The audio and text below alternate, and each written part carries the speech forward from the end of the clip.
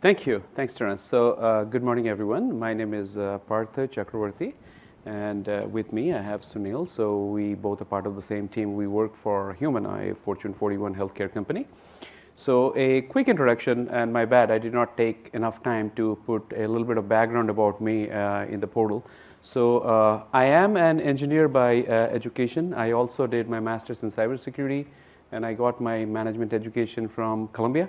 Most of my time I spent in financial services organization. So mostly in Merrill, Bank of America, JP Morgan, Bank of Montreal. This is my first healthcare stint in Humana, and truly enjoying it. And in today's session, we are going to talk about some of the challenges that we faced when we started adopting our cloud migration program, and there were certain drivers for it. And one of the security pillars that we wanted to implement is that we will be trying to embrace zero trust security, though I know that zero trust means a lot of different things to different people. There is not a clearly defined framework that, okay, you do these 10 things, then you are zero trust compliant. But one of the foundational item, and we'll go over that slide, we wanted to implement was doing a segmentation, and what are the challenges in segmentation that we faced, and we are going to talk over. So I will cover the context and the challenges we faced and how we tried to approach it, and then I will hand it over to Sunil. He will go into the deeper dive into the tooling aspects of it, right? What tools we selected and how we did that, and then at the end I will talk about the work ahead of us. We are not done yet. It's a journey. It's an evolution that we are going through it. So there are certain things that we need to do and wrap up to make it more effective and efficient, and then we will take it up and open it up for Q&A. The goal here is to share the challenges we faced, what we did differently than the commercially available tools in the market, and obviously during the call, in the Q&A, or even after the call, after this meeting, we can go over, and I would like to learn from you as well if you have any perspective to share. So definitely we can enrich each of our knowledge. So the first thing is that we will go over, this is a quick agenda, and as I said, like, we will go over how we started, right, and why we picked up the micro-segmentation, what are the challenges that we have in our environment and which drove us to go for a solution which is not a commercially off-the-shelf available solution, and we had to do a lot of our own engineering and integration to pick up that. And also some of the openly available tools in the market that we are using, and what are the residual work or the risk or challenges that we have that currently we are working on. So first thing is that the cloud agnostic micro-segmentation, and I will give a little bit of context why we started thinking about cloud agnostic thing.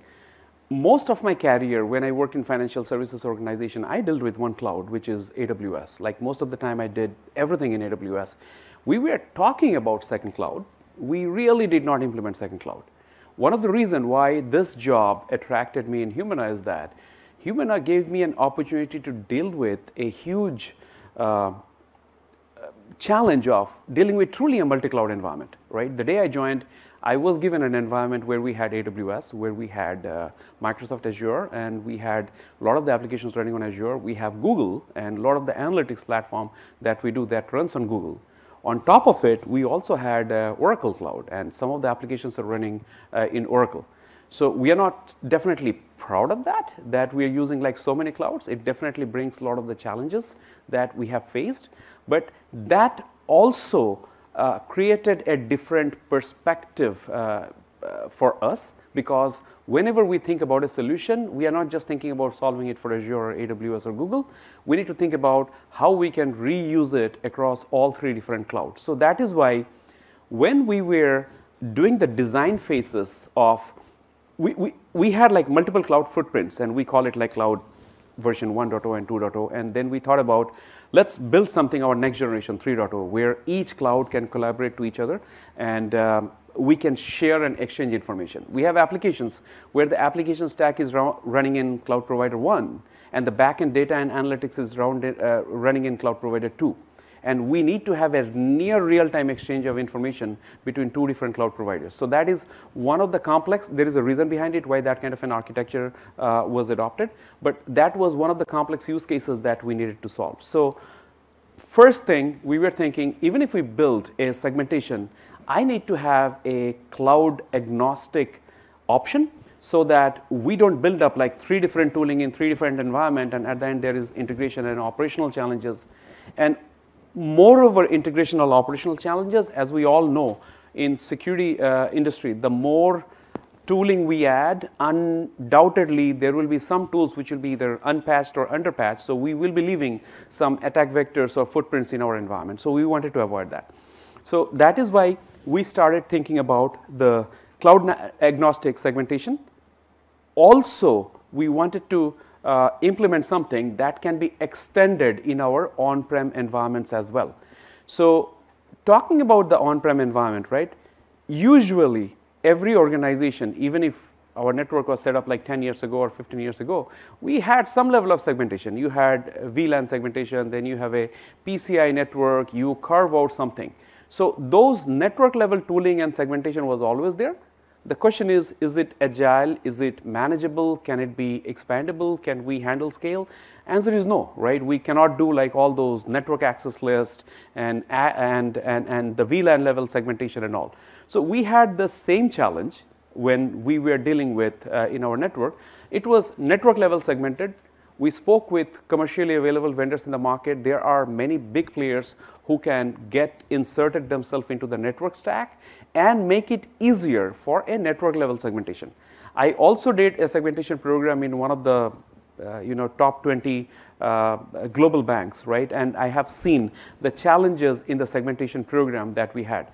You can do the segmentation using network stack, which is very intrusive, and you have to go through like the change control process and all, because you are touching the core switches, right? You are touching the routing environment and all. A single mistake can cost really, really bad, right? There could be like a lot of P1s and production outages. So that is why we did not want to take that approach to touch the core network one.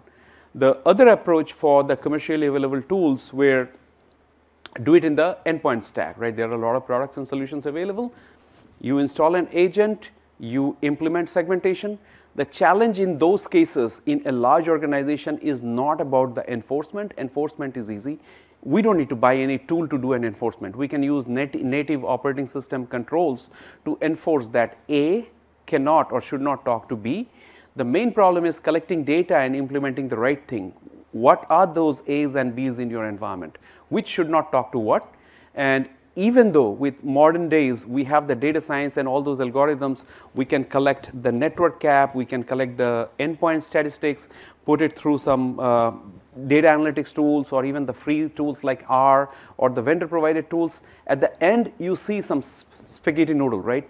There are so many communication happening with each other and it's just impossible to figure it out which one should be talking to what. So that is a challenge I faced in one of the large financial services company in the past, where I implemented segmentation program for that company. So that was also in our mind that when we will be implementing, we wanted to get out of that business. And the third option was thinking about, can we do it in the app layer or identity or any other like thing which is a level above, so that the lower layer things, be it network, endpoint, operating system and all, right, that can be some sort of an agnostic thing. If we can operate at a higher layer, the lower level can be cloud agnostic or even footprint agnostic, and if we can play at that layer, then probably we can implement something which is easily implementable, can be done at scale, and will be manageable as well. So that is something that we were thinking about. Like a lot of the ideas we had, and I had some real life experience running in a 300,000 plus organization doing a segmentation program, so I know some of the things which worked and which did not work. And then Sunil, myself and many others, we started doing a brainstorming. But before we jump into the core of the segmentation thing, right, these were some of the non-negotiable things we wanted to implement in our next iteration of cloud. As I said, we have a lot of cloud service providers and we have a lot of challenges. Like we have like 4 like major CSPs, 3 really big, and the 4th one, Oracle Cloud, we have decent amount of footprint. So I cannot ignore that.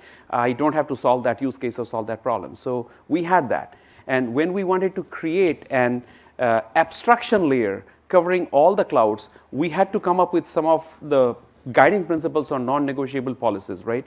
One of the things we picked up during that time, that considering zero trust or not, I really don't care about the terminology, but I want to have a segmentation, right? I really want to have a blast radius reduction for security incidents, also at availability and many other things. So that was one thing that we had to go through it. Standardization and automation, and obviously if you're dealing with like multiple clouds, like you cannot operate at scale if you don't automate end to end, and if you don't standardize. I mean, if you are not using a golden image and a standard endpoint stack or even a security stack, so you will not be able to manage the scale. So that is something we learned pretty quickly from our existing environment, and we definitely decided that we are going to do like standardization and automation, shifting left. And what we truly mean is that we have a lot of like point and presence solutions. Like you have cloud security posture management tools and everything. You have some integration with our pipeline tools, but we wanted to ensure the more we can move to the left, because we are dealing in the middle where we are literally dealing with hundreds of violations and exceptions and security issues, and it was not possible for us to manage those exceptions at scale. So we also agreed that, okay, we will be moving the security control. We will focus mostly on identity. We wanted to strengthen the identity, including the identity resilience option, because there has been in past some major Azure AD outages and all which impacted our applications. So we had to have a more focus on identity, visibility and monitoring, which is one of the key things. And the last one is the data layer, right, where eventually we all do to protect our data, like application and data. So the reason I wanted to share is that the next iteration of cloud that we came up, right, with this architecture that we call Cloud 3.0, which is covering all CSPs. But this is based on these guiding principles. And one of the major things that we needed to solve is segmentation, right?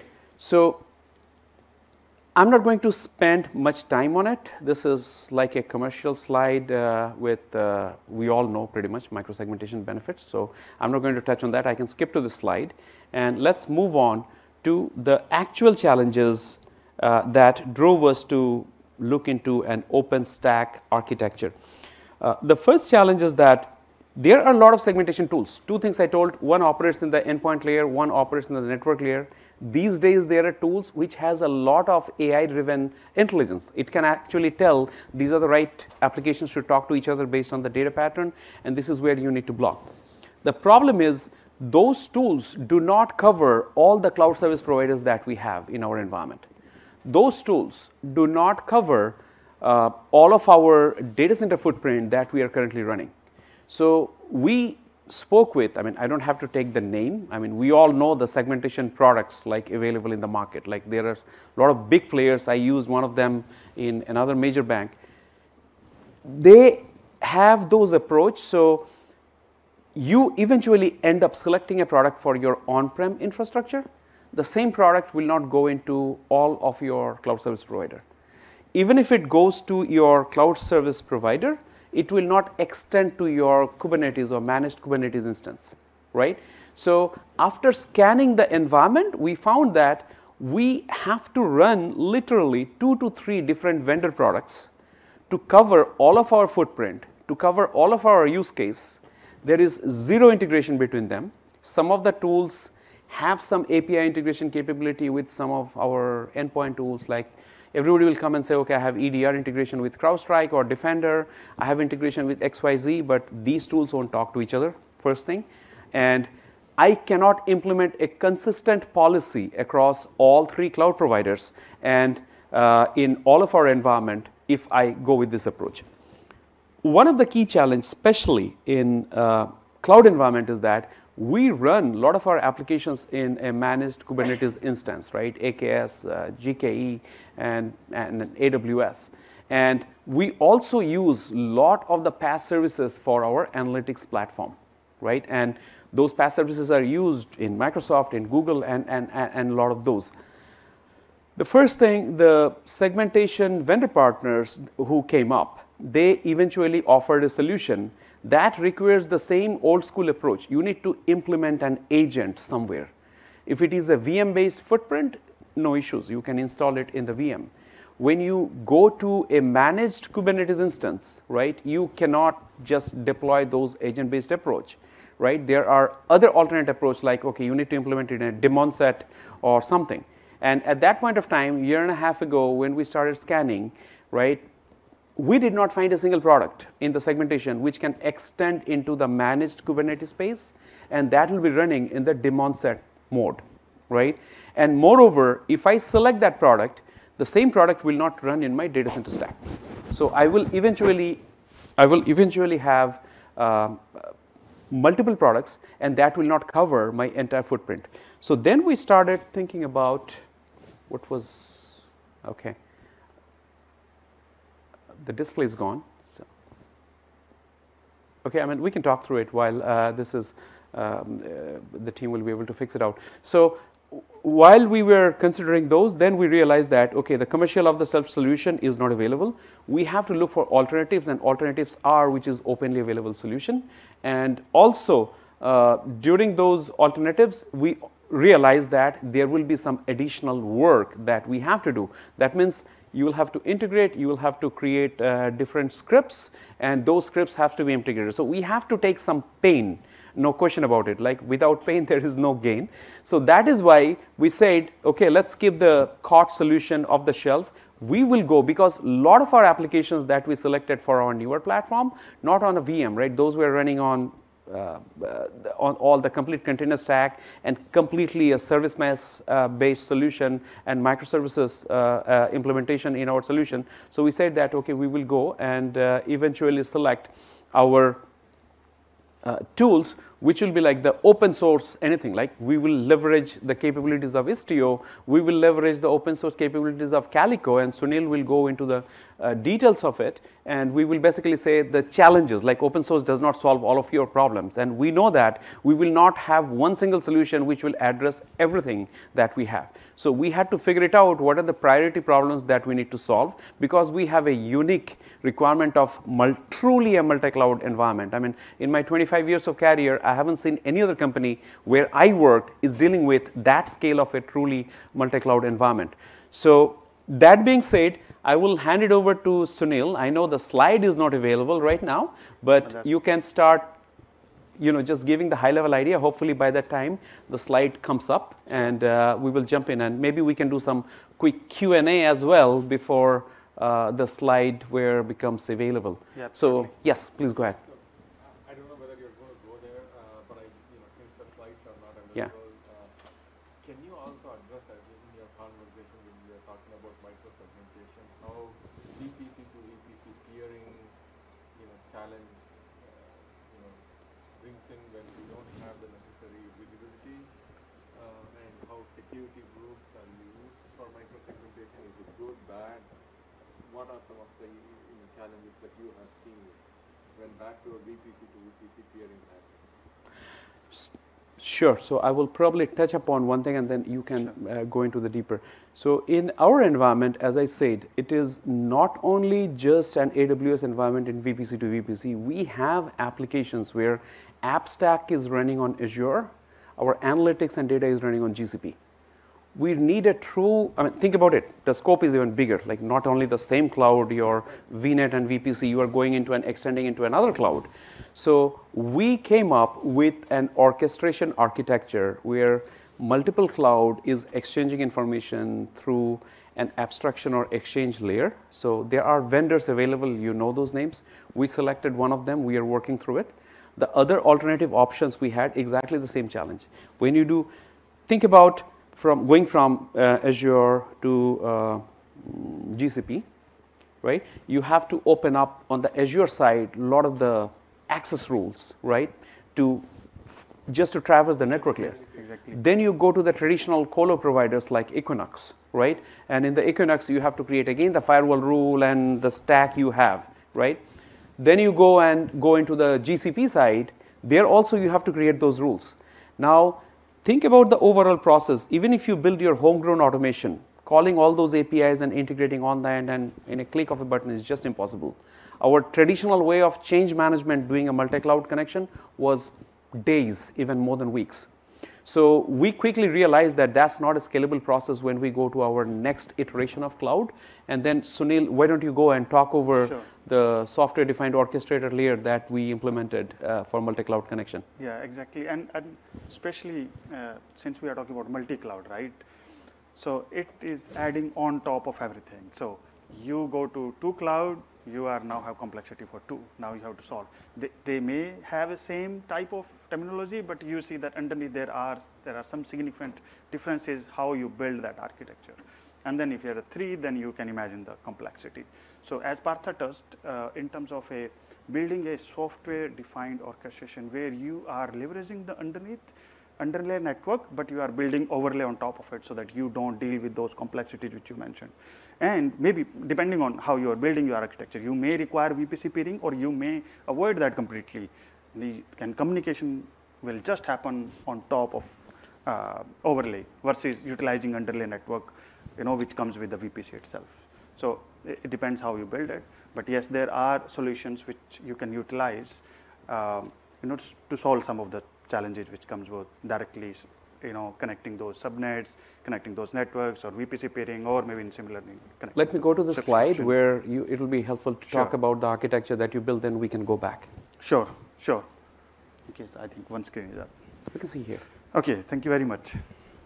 So I was planning to touch base on some of the concepts before jumping into the solution aspect of it, but let me touch base.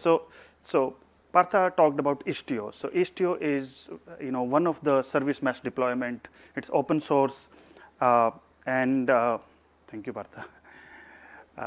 So Istio, if you look into the service mesh and how the organizations are evolving in use of compute, in technology. So as Partha mentioned earlier, that how we used to be in this VMs connecting in a plain flat network. The blast radius is big. Now we are utilizing the microservice architecture where these monolithic apps are broken down into atomic and nuclear, smaller features, functions, and they in combination bring the application functionality. That brings agility, right? That brings scalability, that brings usability, so you can reuse those components again and again to solve multiple problems. However, it introduced the new challenges, right? So now there are so many atomic features in the network which we need to manage, which needs to communicate to each other, which needs to be authenticated, which needs to be secured as well. Now you see the scale of that. So those are some of the challenges that are introduced by microservice architecture. However, with the service mesh, so that's where the service mesh play a role. So with the microservice, the services need to communicate. So it means the developer needs to spend the time on building the business logic first to build the app, the feature, function. On top of it, there are traffic management needs to happen. So some networking and communication need to be established, and now that's a part of the code as well, because everything is happening part of the code. Now the functionality is taken care of from the infrastructure, now part of the application itself, since these are services. In addition to that, there is a security aspect of it. So some level of access control needs to be established, some identity needs to be established, those needs to be authenticated, authorized as well to build a secure communication. And in terms of in addition to developer now need to focus on some observability and auditability as well. So making sure who is connecting, when it is connecting, how it is connecting, so on and so forth. So that's where service mesh, especially Istio, plays a role and solve some of those complex challenges. So if we look into the Istio architecture, there are 2 components. One is the control plane, which take care of the networking aspect of it, network configuration, communication configuration, authentication policies, authorization policies, and certificate authority to establish the secure communication and provide the application level identities for those services which are now running nuclear function. So now this is distributed architecture. With the service mesh, we bring it together and solve some of the challenges which we have talked it through. And there, in part of it, there is a point enforcement with that, which comes as a envoy proxy, which is build part of the workload in the pod. As soon as the workload comes up, the pod has a proxy as well, now which communicates back to the control plane, get the authentication authorization policy, communication policies.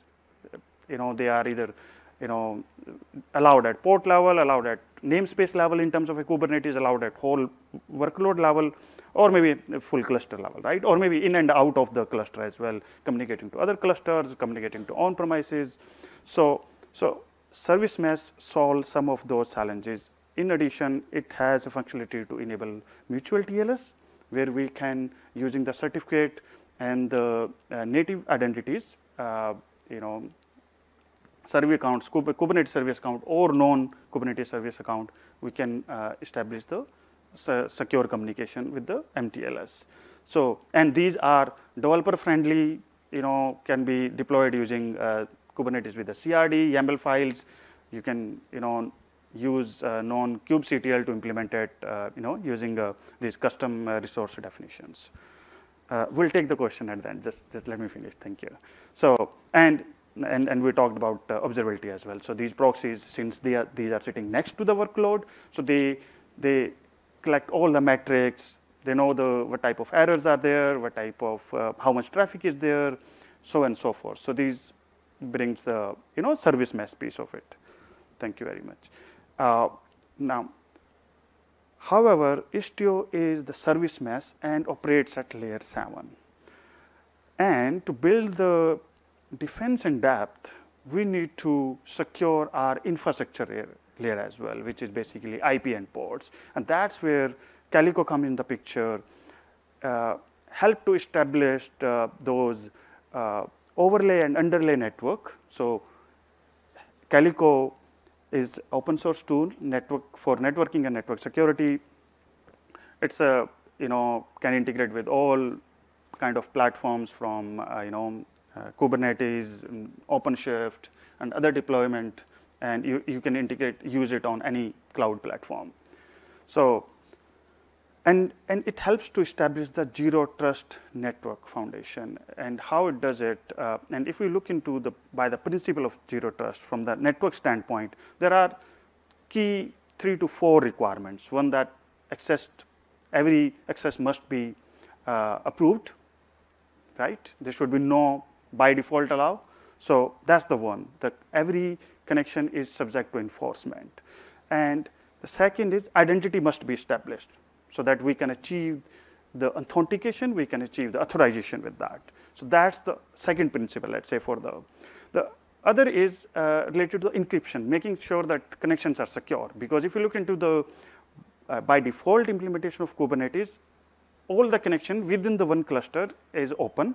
Any pod can connect to any, and there's no natively encryption there, unless otherwise you use some extension. And with that, the last principle is, which is if any workload get compromised, if there's workload is already compromised, it's within the environment, and now that microservice is compromised, it should not be able to bypass the authentication, authorization, and other security control to expand the footprint to other features and services in the whole service mesh. So that's where Calico comes in the picture. It established the networking IP layer, and we utilize it with the overlay network. Either you are using layer 2 or layer 3 IP and IP or VLAN layer, which help you to build in combination with the Istio. So you have layer 3 layer for control with the Calico, and with layer 7 you are bringing your authentication, identity validation, authorization, and encryption, including MTLS. So it provides a holistic zero trust foundation. If I can add like one more thing here, is that the reason we use both is, number one, when you go to a service mesh, within the mesh application layer, when you have different component, you can use some layer 7 lure.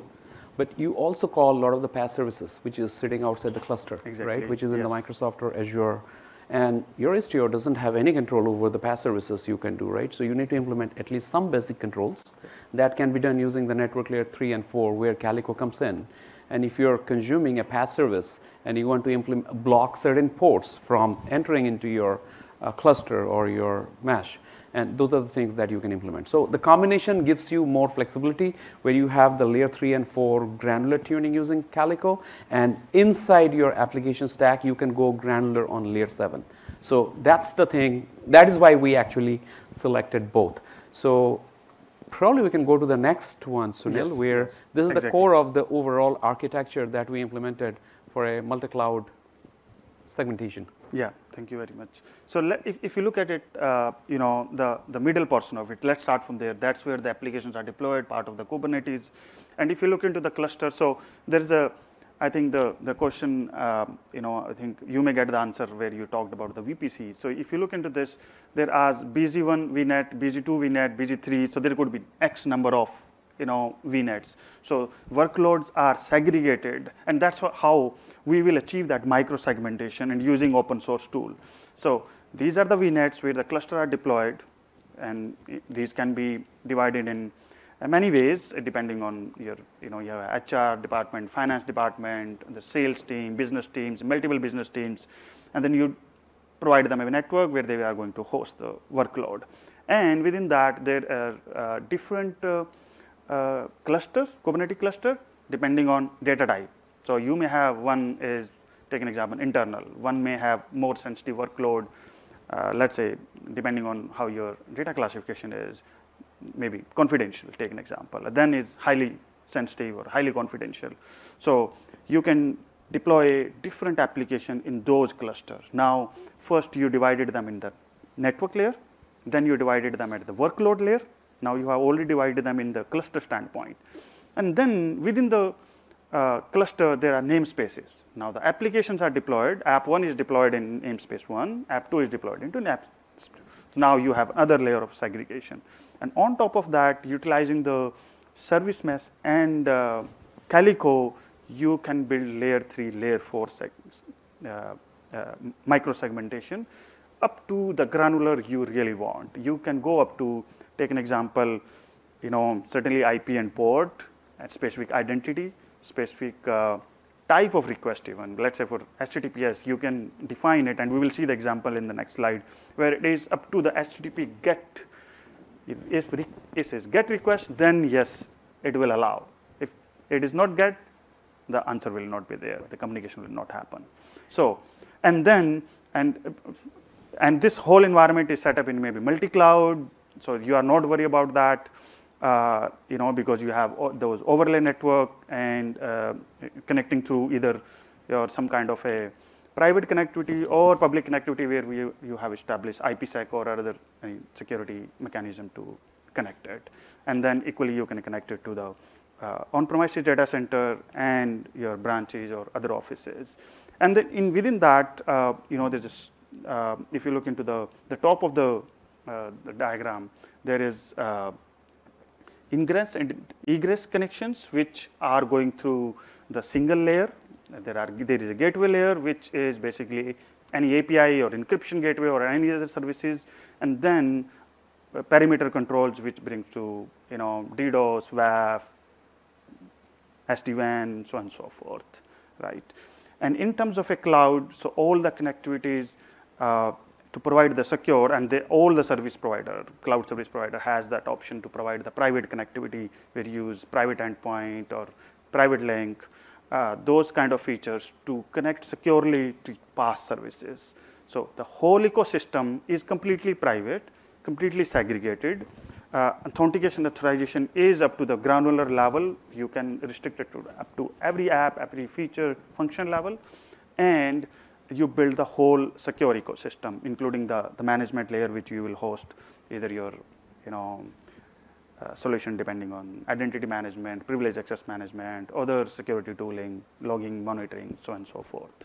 Right. So Sunil, I know there was a little bit of disruption in the flow when we go through it, but I want to keep some time for Q&A. But as you covered, right, if we can summarize and Sure. then we'll take it up in Q&A. This picture, as we are seeing, right, doesn't matter which cloud you use, all CSP. Exactly. What we did is that in the top layer, right, we had the traditional security controls, the WAF to DDoS. Then we also have an orchestration layer. You want to make a connection from AWS to GCP, you go through that obfuscation layer or orchestration layer where you just connect two resources, like, okay, I want to open read access between A and B or write access or whatever it is. That will take care of the underlying thing. Okay, in order to make that happen, I need to open up some access list here, open up a firewall rule here, because it has, that orchestration layer has like two legs sitting in two different clouds. So it knows cloud A language, cloud B language. You are just driving a policy, it basically makes those changes, right? So those are all like north to south network layer rules, right, or the security controls that we implement. The core of our, as Sunil was alluding to, right, of our design is to build some discipline. We wanted to have the segregation from ground up, so we ensure that every line of business is given a different cluster so that in case of any issue, we can clearly identify. I will come into that FinOps and the consumption part during the Q&A, how we manage to ensure we don't overly spin up a lot of the CPUs and cores for maintaining those clusters, right? There are zero consumption clusters which are also running in our environment, but those were pre-built, pre-templated in our automation scripts, right? So that you have a business unit level identity isolation. Then within that business unit, you have a PHI, PII, and financial services. You have the cluster level segmentation. Within those clusters, you have different applications, right? You may have a pharmacy application, you may have a core insurance application, and you don't want these applications to talk to each other, right? We have done a loose form of implementation, right? And I will just basically say it is not a very strong, which is through our namespaces. That is a basic isolation. It is tied up with identity. If you can bridge identity, then you can expand your namespace, you can talk to each other. That is actually one of the takeaway item, the kind of guardrails that we are building right now as our phase 2 of this deployment. So we built this discipline so that whenever we are spinning it up, there is an isolation built in, and then we are giving the developer the manifest to define at that service mesh level which component needs to talk to what component, and based on that application architecture, we know in the back end what PaaS services it is talking to. So we are using Calico rules for layer 3 and layer 4 to restrict those communication, giving the developers the manifest to define what needs to talk to what. And we built actually some of the guardrails that in case developers open something overly permissive that I want to open up, I'm just giving an example, right? Say SSH to outside world, he will not be allowed to do that. Right? There are guardrails that even if you define something incorrect in the manifest, those are must-know implementation. You cannot enable. Those checks are already implemented, right? Once we do that, this is all built on automation, and it doesn't matter whether your business unit application, like the same structure is replicated in Azure, the same structure is replicated in the managed Kubernetes instance in GCP. It's pretty much everywhere. And the top layer for WAF, DDoS, API gateway, and our Parthasarathi data protection and discovery classification engine, that is sitting in a cloud in a separate sort of a VNet and infrastructure where everybody is commonly calling those common security scrubbing services. And underneath that, those isolations that we built in, and we implemented automation and some sort of a guardrail to ensure, right, you cannot skip and miss some of the basic things which definitely we want to implement. So I know, Sunil, the time, we don't have much time. We can skip the next slide, yeah. We can probably go to 5 minutes of Q&A. Yep. And just go ahead, probably a quick thing on this one, like maybe 2 lines. Yeah, so this was basically showing, a client is trying to connect in, an application which is running and some business logic and, database at the back end, part of the service architecture. And if you look into those YAML definition, there are controls, part of the, Calico, and Calico can apply at the global level, which means you can start with deny everything, and then you build the policy on top of it at the network layer, which is basically a namespace layer. So that's how you can control at each layer. If you look into this one, client is allowed to connect the web GUI. Only web UI is connected to the business logic. And now it is defined part of the YAML file, YAML manifest, and deployed through kubectl.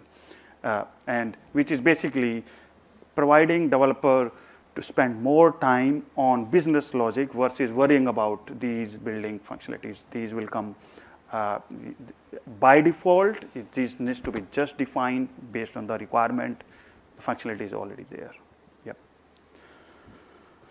Yeah, I think we talked about it. Identity and multiple layer, and there's network traffic segmentation and encryption at multiple standpoint. Okay, so I will quickly touch upon two things before we open it up for Q&A for 5 minutes, and we can take it offline as well. So some of the gaps that we identified with this thing, right? Number one, there was definitely a compelling need with a truly multi-cloud scenario where we don't have a solution that can cover all of our use cases. So we had to build our own controls on top of it. The gaps that we identified is that while we are doing it, we had to rely on some of the controls like namespace, which is not a strong control, right? You couple it up with identity. If somebody can bridge identity and you can be part of a different namespace, then two apps can talk to each other. So we wanted to ensure that we implement some additional guardrails, right? We have our homegrown controls where we will be having the right level of validation inside that Kubernetes cluster. Then when the developer is defining those YAML files and manifest, right, there are some simple things where you should not be allowed, right? Those kind of checks like 10 or 15. We don't need like probably hundreds of things, right? We are not writing a cloud security posture management solution just for those YAML checks right now, right? So we are building those next level of checks and balances, right, in our manifest file.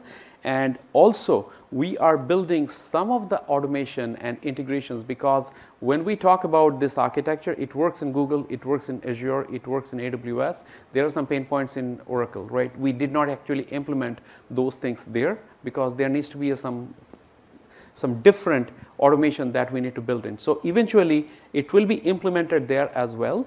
And just need to build some time and some development work that we need to do. Now, the last point that I have is that, is this a solution for everything? No, it is not a solution that each and everybody can use. It is only in cases where you have an extreme complexity of your application and data stack is distributed truly between multi-cloud scenario, and it's a true multi-cloud deployment. You have zero commercial solution available which addresses all of your requirement. So that is why we went down this approach. It may not be applicable to everybody, but anybody having a complex situations like what we went through, it took like 9 months of design, validation, testing. Now we are live in production with some enhancements opportunities. You can adopt this approach. If you have any question, we can definitely exchange information, and obviously would like to hear more from all of you. And I will open it up like Sunil and I, if you can answer any question from here. Yes, please go ahead. Sorry, if you could just use the mic.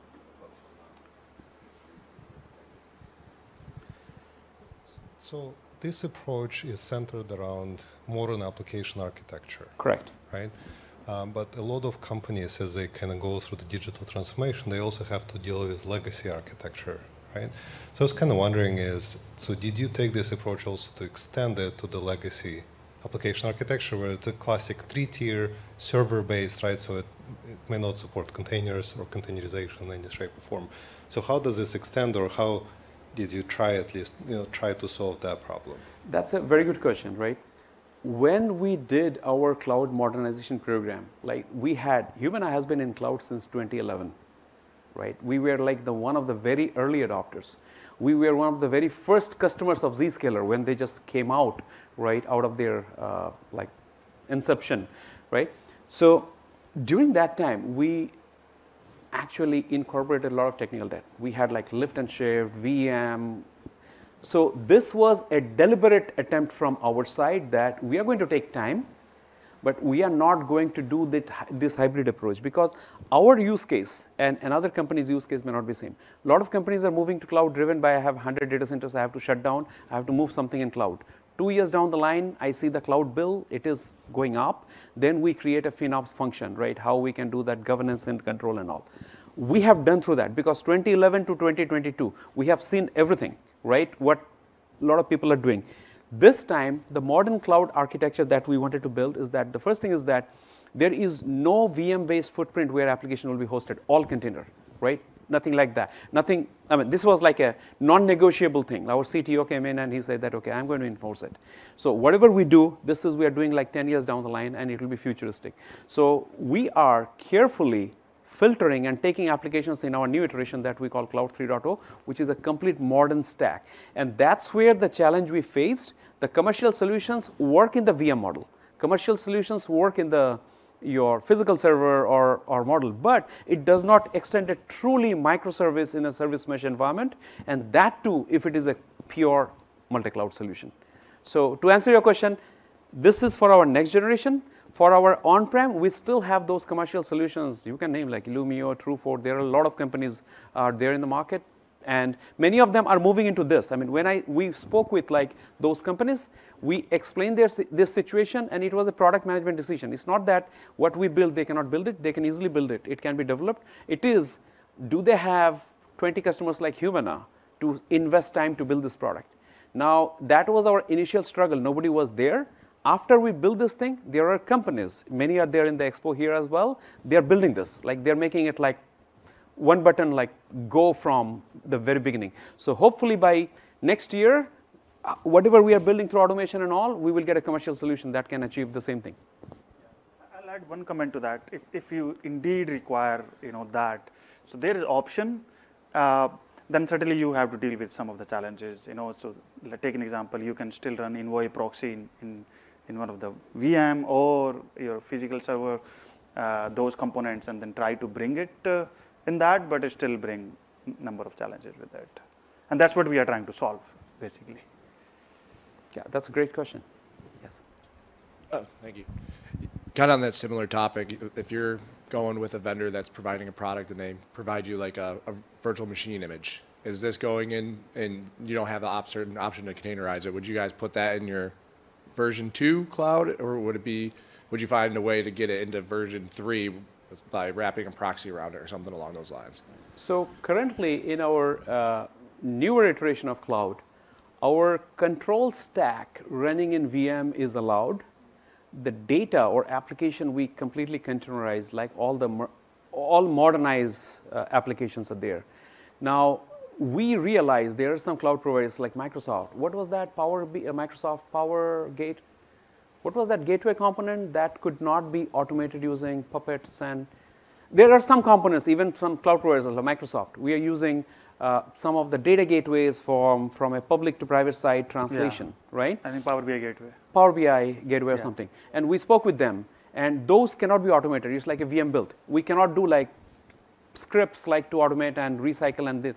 So those are some of the control stack we kept in VM, and we are working with the vendor to move it to container, but application we are not taking. So that is in the older version. Yeah. Yes? So I'm assuming like based on the architecture, on the architecture pattern you were talking about, the service mesh orchestration engine, I'm presuming is now embedded in each cloud, so layer. If I understand your question correctly, like we have a multi-cloud scenario, and there are commercial solutions like the Anthos on Tanzu and all those stuff, and we are actually evaluating so that every developer, doesn't matter whether they go to a GKE or AKS or anything, they will be given the same look and feel and API to call, and back end those things will be translated, right? I mean, there are commercial. That is one thing. First of all, we don't have the capability. We don't have a big development team to build it. We are doing within whatever we have our availability. Our policy is not to build everything, mostly buy, build in cases where buy is not an option. So that service mesh and orchestration in multi-cloud, we are currently investigating Tanzu and Anthos and others, and eventually we'll select something. We don't have to build something there. But there are options. If you indeed want to go on that route, yes.